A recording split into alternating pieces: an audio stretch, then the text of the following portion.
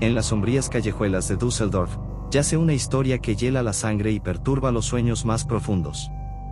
Se habla en susurros del temido vampiro de Düsseldorf, una criatura de la noche que acecha en las sombras, sediento de sangre y portador de un destino incierto.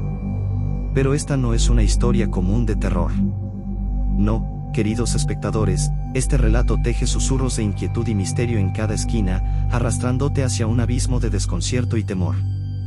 Todo comenzó el 26 de mayo de 1883, en las lúgubres calles de Malmhaun. Peter nació en medio de la desdicha, siendo el tercer hijo de una familia envuelta en la penuria más desgarradora.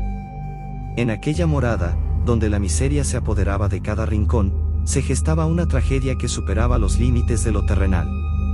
La familia de Peter, compuesta por más de 5 hijos, habitaba un hogar marcado por la sombra del hambre y la desesperación.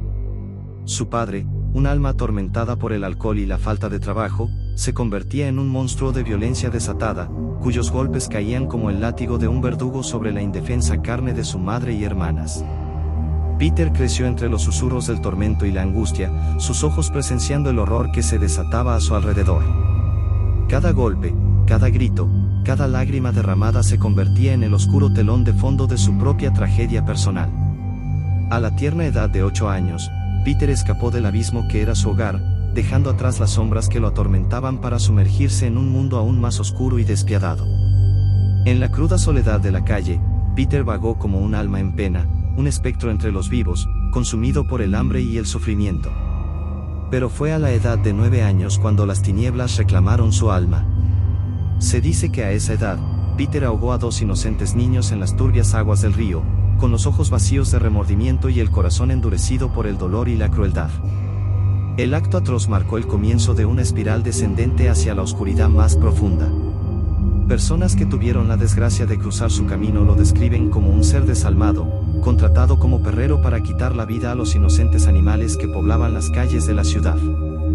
Se rumorea que fue esta tarea macabra la que avivó el fuego de su propia depravación, alimentando su sed de sangre y su sed de poder. Con cada atardecer, la violencia de Peter crecía en paralelo con su edad, como una sombra que se alargaba inexorablemente sobre la tierra. A la edad de 30 años, Peter, como un espectro acechante en las sombras de la noche, se encontraba al acecho afuera de una casa supuestamente vacía, con la intención de robarla y saquearla de sus tesoros terrenales. En la penumbra de aquella morada, encontró a una joven durmiendo en su habitación, ajena al peligro que acechaba en la oscuridad. Un impulso oscuro y perverso se apoderó de él en ese instante, y con un movimiento furtivo, arrancó la vida de la joven. Se cuenta que la sangre derramada por la joven cayó en la boca de Peter, como un elixir oscuro que despertó sus más profundos instintos. Fue en ese momento, entre el éxtasis y el horror, cuando Peter se sumergió en el abismo de su propia depravación, saciando su sed con la sangre de sus víctimas, un vampiro en toda regla. En el año 1921, Peter buscó refugio en Altenburgo, donde tejió las telarañas de su doble vida con maestría. Bajo la máscara de un ciudadano respetable, se casó con una mujer de buena reputación, ocultando hábilmente su verdadera naturaleza tras la fachada de la normalidad. Mientras tanto, durante el día, se desplazaba como un simple chofer, disfrazando sus oscuros designios bajo la sombra de la noche. En el año fatídico de 1925, Peter regresó a Düsseldorf, donde la oscuridad de su alma se entrelazaba con las sombras de la ciudad. Esta vez, su presa fue otra joven, cuya vida se extinguió bajo el peso de su sed insaciable. Después de beber su sangre, el cuerpo de la joven fue consumido por las llamas, convirtiéndose en cenizas en el abismo de la noche. Así transcurrieron los años, mientras Peter, el vampiro de Düsseldorf, sembraba el terror y la desolación en las calles empedradas de la ciudad. Pero fue en el año de 1929 cuando el velo del horror se tornó más oscuro y siniestro, cuando la sombra de la muerte se cernió sobre Düsseldorf con una ferocidad sin igual. 3 jóvenes mujeres cayeron víctimas del voraz apetito de Peter, sus cuerpos abandonados como ofrendas macabras a la noche eterna. Sus vidas, arrebatadas de manera cruel y despiadada, se convirtieron en testimonios silenciosos de la depravación que acechaba en las sombras de la ciudad.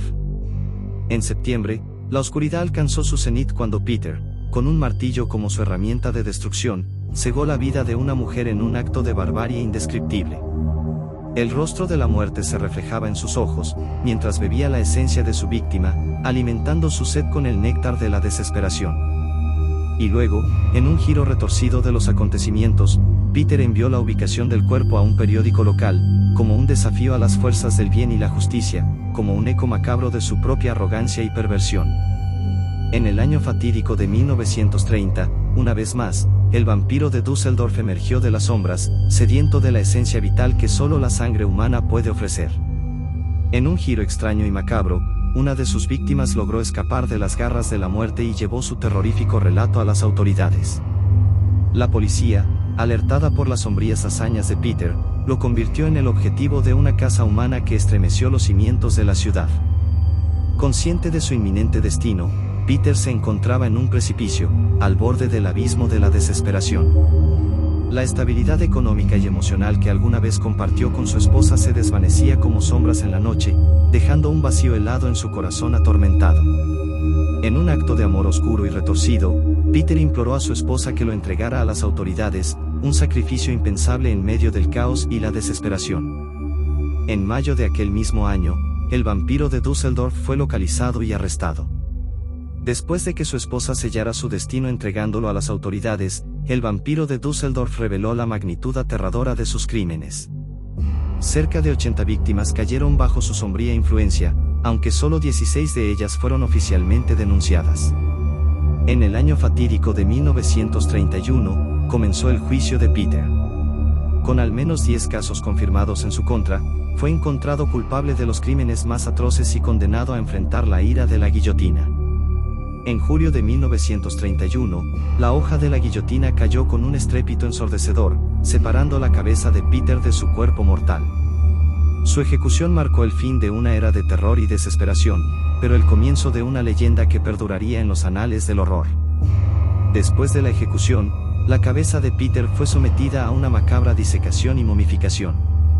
Hoy en día, yace en el Museo de Wisconsin-Dells en los Estados Unidos, una reliquia sombría que susurra los secretos insondables de un alma perdida en la oscuridad.